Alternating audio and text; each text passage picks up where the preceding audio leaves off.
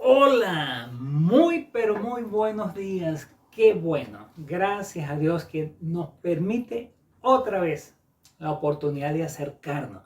Y recuerden que la mejor cercanía o acercamiento lo tenemos tanto tú como yo en el Señor. Por supuesto, esto nos ayuda para que podamos no solo tener activo el oído, sino también la vista. Cuando escuchamos algo que es verdadero, es porque existe algo diametralmente opuesto o falsificado. Pablo, al desarrollar la verdadera sabiduría en el capítulo 2,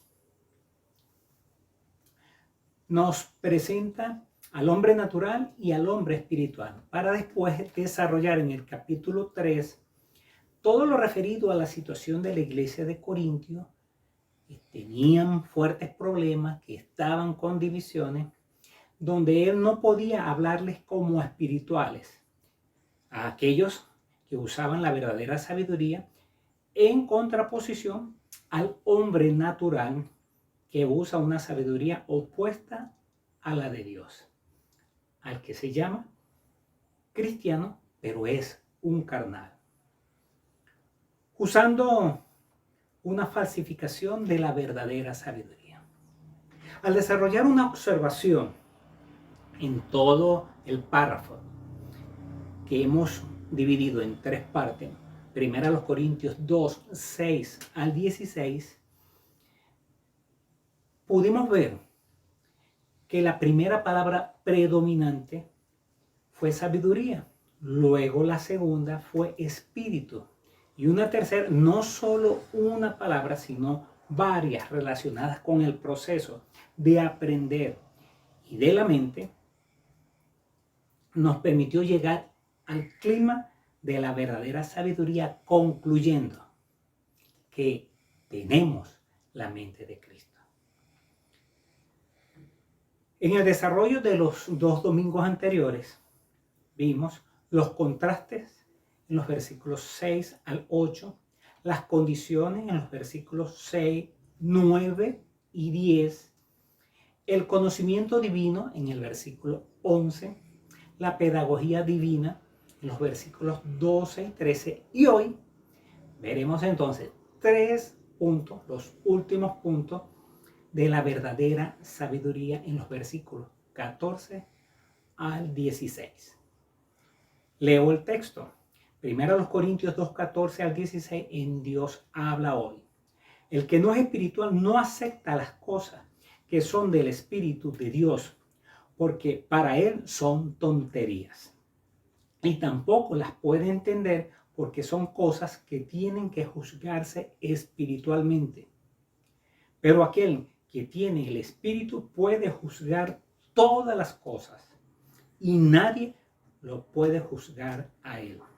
Pues la Escritura dice, ¿quién conoce la mente del Señor? ¿Quién podrá instruirle? Sin embargo, nosotros tenemos la mente de Cristo. En este momento, póngale pausa al video y por favor lean en los diferentes lugares que están ustedes en dos versiones distintas a Dios habla hoy. La verdadera sabiduría, última parte o tercera. Y aquí veremos en el versículo 14 lo imposible para el no espiritual.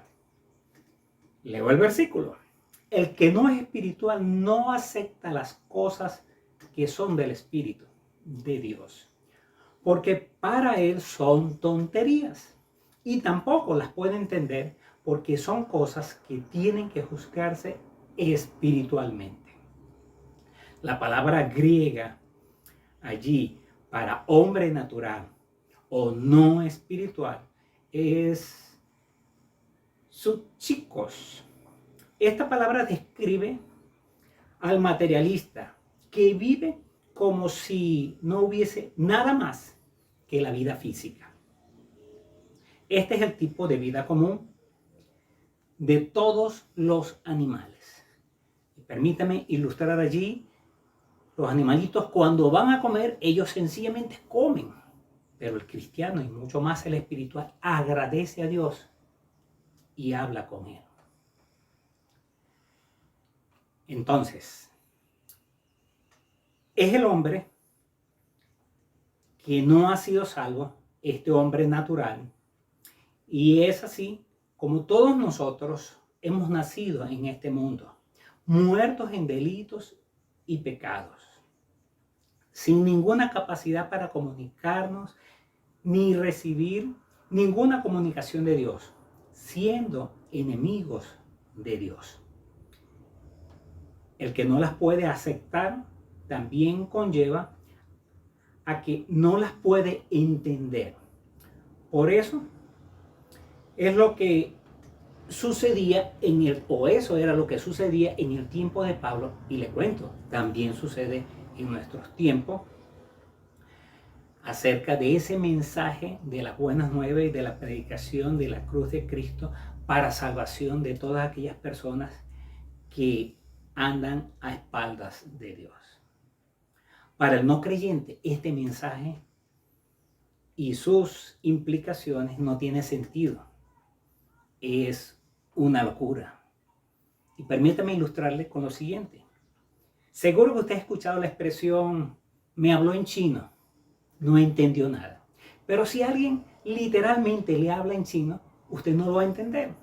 Usted tiene que tener el conocimiento del idioma chino para poder entender. Esto es precisamente lo que es imposible para el no creyente, porque no el idioma chino, lo que no tiene es al Espíritu de Dios. En el versículo 14 se presentan dos verdades al que no es espiritual, y cada una tiene una explicación introducida por un porqué, para darle una explicación a cada declaración. Y vuelvo al versículo. El que no es espiritual no acepta las cosas que son del espíritu porque para él son tontería. Entonces, aquel que no tiene el espíritu de Dios las ve como tontería, pérdida de tiempo, cosas que no valen la pena, que no tienen valor, que no producen dinero. La segunda verdad tampoco la puede entender, porque son cosas que tienen que juzgarse espiritualmente. No es esforzarse, no es tener más conocimiento, sino es tener el Espíritu de Dios para poderlas entender. Si vamos a 1 Corintios 1:25, leemos así. Así que lo que parece una tontería de Dios es mucho más sabio que la sabiduría de este mundo. Podría pensarse que Dios es débil, pero en realidad es más fuerte que cualquiera. Y si vamos a Efesios 2:1 y 2, leemos, antes ustedes, es decir, refiriéndose también a nosotros, estábamos muertos a causa de las maldades y pecados en que vivíamos, pero porque seguían los criterios de este mundo, o seguíamos los criterios de este mundo y hacíamos la voluntad de aquel espíritu que domina en el aire y que anima a los que desobedecen a Dios. Esa era mi situación y esa era su situación, y es precisamente lo imposible por lo cual el no espiritual, el no creyente, no puede aceptar las cosas espirituales y no puede entender las cosas espirituales. El segundo punto está en el versículo 15. Lo que hace el espiritual. Leo entonces el texto. Pero aquel que tiene el espíritu puede juzgar todas las cosas y nadie lo puede juzgar a él. Uno, puede juzgar todas las cosas. Dos, nadie lo puede juzgar a él. En el versículo 14, que acabamos de pasar, Se presentó el hombre natural y aquí se nos presenta entonces el hombre espiritual. Es esa persona que ha aceptado a Cristo como Salvador y Señor, que sigue a Jesucristo como un discípulo de Él. El verbo aquí de juzgar es el mismo que se traduce en el versículo 14, tanto en el 15 como en el 14. ¿Y saben qué? Significa discernir. Aquí no se está hablando de evaluar lo que hace para saber si es bueno o es malo. Esto de que juzga todas las cosas significa que el Espíritu Santo en el espiritual le da la capacidad de discernir, examinar e investigar todas las cosas espirituales. Sin embargo, como continúa diciendo, aquí nadie puede juzgarlo a él. Esto significa que el espiritual no es comprendido. Esa es la razón por la cual usted hará muchos esfuerzos para que sus familiares o las personas cercanas a usted lo puedan entender y puedan entender el mensaje y no logra que le entiendan. Pero no es cuestión de entendimiento, es cuestión del espíritu. Y es allí donde usted y yo necesitamos que todas nuestras herramientas sean espirituales y no carnales, y el resto lo hará el Señor. El hombre espiritual, es decir, el que tiene el Espíritu Santo, aparece aquí en contraste al hombre carnal, al hombre que anda apartado de Dios, que vive a espaldas de Él. La persona en la que habita el Espíritu de Dios, 1, entiende la verdad divina, 2, la vive, y 3, la enseña de manera espiritual.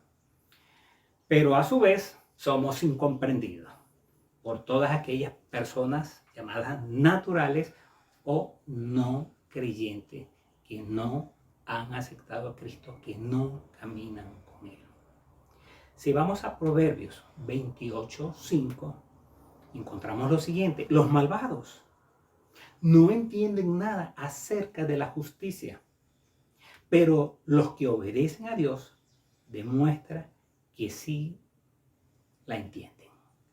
Qué bendición es esta, y que usted y yo, al ser identificados y calificados como espiritual, podemos juzgar todas las cosas. Y la bendición que tenemos es que no podemos ser juzgados, no podemos ser comprendidos, entendidos. El último punto que se nos presenta acá es la escritura y la mente de Cristo. Versículo 16. Lo leo. Pues la escritura dice: ¿quién conoce la mente del Señor? ¿Quién podrá instruirle? Sin embargo, nosotros, usted y yo, tenemos la mente de Cristo. No me pele los ojos. Lo dice la escritura. Vamos a profundizar y así vamos a ampliar lo que se refiere a este versículo en cuanto a la escritura y la mente de Cristo. Lo primero es preguntas retóricas. ¿Por qué preguntas retóricas? Porque eso que está allí en pregunta usted lo puede hacer de manera afirmativa. Lo hago. ¿Quién conoce la mente del Señor? Yo puedo decir: nadie conoce la mente del Señor. Porque ¿quién la conoce? Nadie.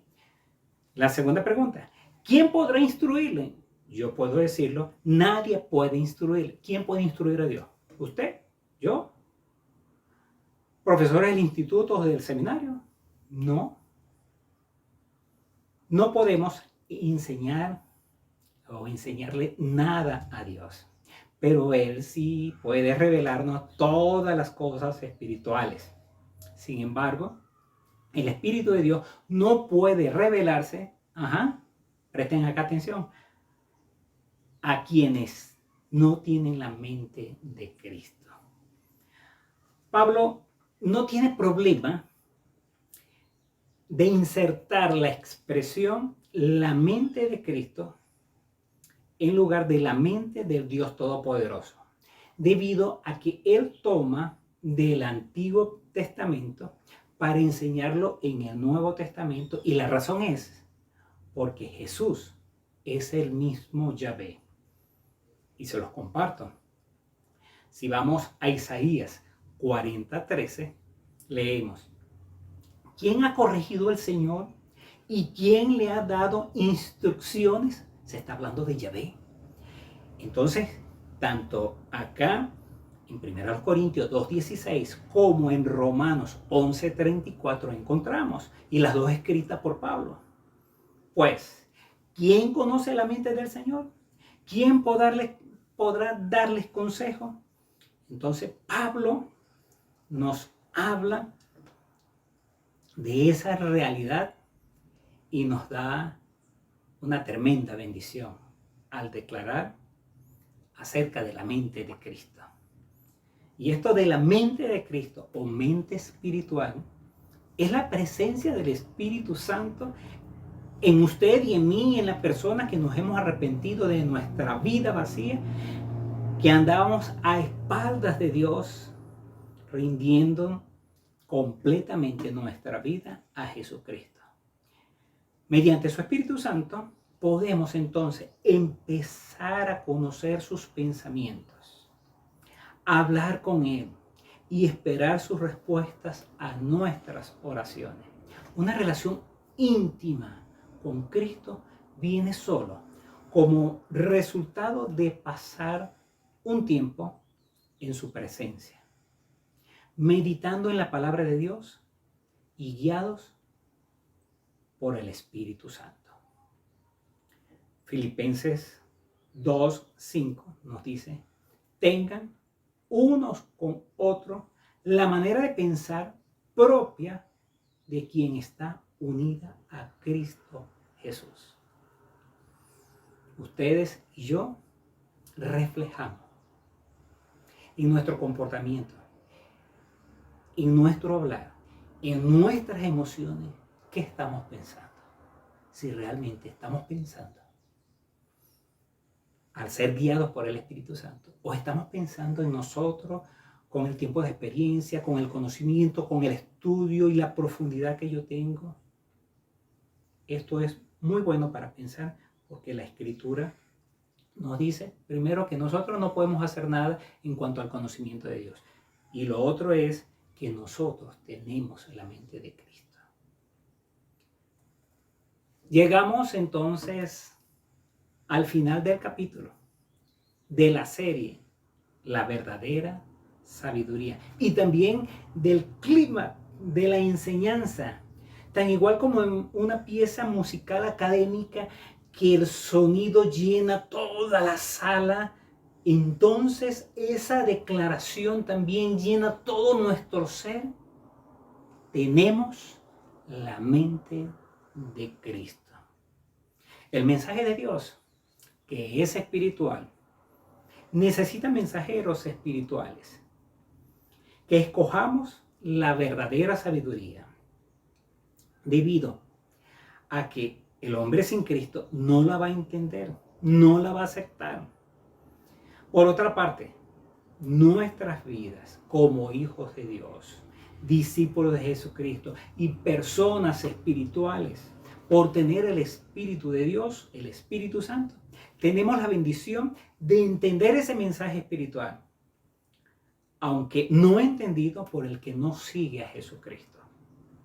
También tenemos la gran bendición de tener la mente de Cristo.